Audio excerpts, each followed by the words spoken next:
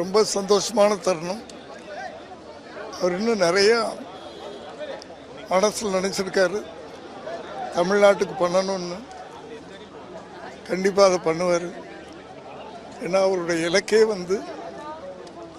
அவர் சொன்ன மாதிரி ஒரு நல்ல அரசு தமிழ்நாட்டுக்கு அமையணும் அப்படின்றது தான்.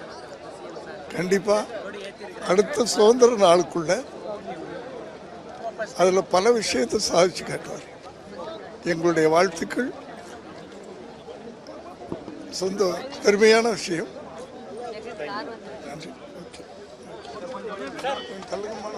முதலமைச்சர் விஜயோட அப்பாவான எஸ்ஏசி சந்திரசேகர் அவர்கள் கொடுத்திருக்க இந்த வீடியோ தான் இப்போ சோசியல் மீடியா முழுசும் வைரல் ஆயிட்டு இருக்கு. அது மட்டும் இல்லாம இன்னைக்கு 80வது சுதந்திர தின விழாவை முன்னிட்டு முதலமைச்சரா பதவியேற்றதுக்கு அப்புறமா முதலமைச்சர் விஜய் அவர்கள் கொடியேற்றதுக்காக ஜார்ஜ் செங்கோட்டைக்கு வந்திருக்காரு. ஸோ அதை பார்க்கறதுக்காக முதலமைச்சர் விஜயோட அம்மா, அப்பா அண்ட் ஆக்ட்ரஸ் த்ரிஷா அண்ட் விஜய்க்கு நெருக்கமான பல பேர் விஐபி லைன்ல ஃப்ரண்ட்ல உட்காந்து ரசிச்சு பார்த்துக்கிட்டு இருந்தாங்க. அப்போ சர்ப்ரைஸா த்ரிஷா திடீர்னு என்ட்ரி கொடுக்க அதை பார்த்து எஸ்ஏசி எந்த ஒரு ரியாக்ஷனும் கொடுக்காம சைலண்டா இருந்தாரு. சோபா சந்திரசேகர் மட்டும் ஒரு ஃபார்மாலிட்டிக்கு பேசியிருக்காங்க. பட் ஆனால் அதுவுமே த்ரிஷா பெருசா அவங்களுக்கு ரியாக்ஷன் கொடுத்த மாதிரி தெரியல. ஸோ இந்த விஷயம் சோஷியல் மீடியாவில் பேசு பொருளாக மாற ஆரம்பிச்சிருச்சு. அதாவது த்ரிஷா வந்தது விஜயோட அம்மா அப்பாவுக்கே சுத்தமாக பிடிக்கல. அவங்க எதுக்காக வரணும், இதனால விஜயோட அரசியல் வாழ்க்கையை பாதிக்கப்பட போகுது அப்படின்ற மாதிரி பல பேர் குறிப்பா டிவிக்கு ரசிகர்கள், தொண்டர்களை இந்த மாதிரி கமெண்ட்ஸ் எல்லாம் பண்ண ஆரம்பிச்சிருக்காங்க.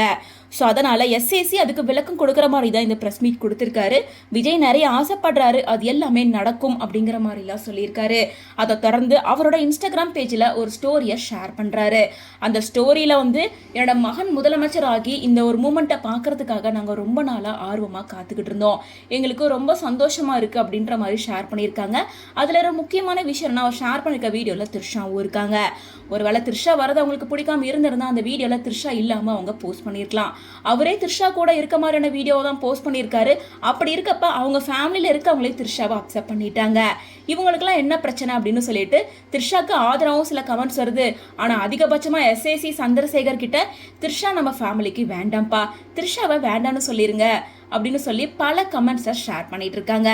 ஸோ இதை பற்றி உங்களோட ஒப்பீனியன் என்ன அப்படின்றத கமெண்ட்ஸ் மூலமாக ஷேர் பண்ணுங்க.